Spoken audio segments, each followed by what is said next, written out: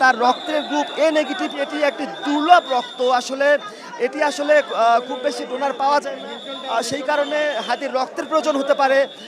সেই বিষয়টি যেন তার নেতাকর্মীরা এবং যারা এই লাইভে যুক্ত রয়েছেন তারা যাতে এই বিষয়টি মাথায় রাখেন। আমরা অপারেশন থিয়েটারের সামনের অংশটি এখনও দেখাতে পারছি।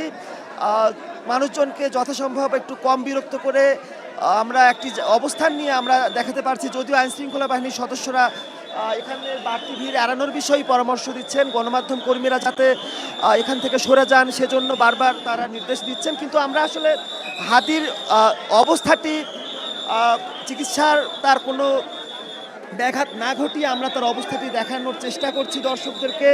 স্টার নিউজের দর্শক যারা নতুন করে যুক্ত হলেন আমাদের এই লাইভে, তাদেরকে জানাতে চাই আজকে শুক্রবার বাদ জুম্মা হাদি যখন সেগুনবাগিচায় একটি মসজিদে জুম্মার নামাজ আদায় করে নেতাকর্মীদের নিয়ে রিক্সাযোগে টিএসসির দিকে ফিরছিলেন, সেই অবস্থায় খুব কাছ থেকে হাদিকে গুলি করা হয়।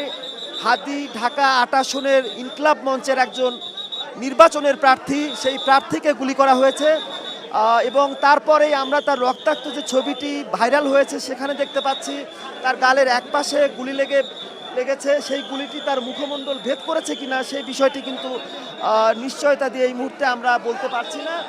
কিন্তু ব্যাপক রক্তক্ষরণ হয়েছে তার, এবং হাদি এই মুহূর্তে ঢাকা মেডিকেল কলেজে চিকিৎসাধীন রয়েছে।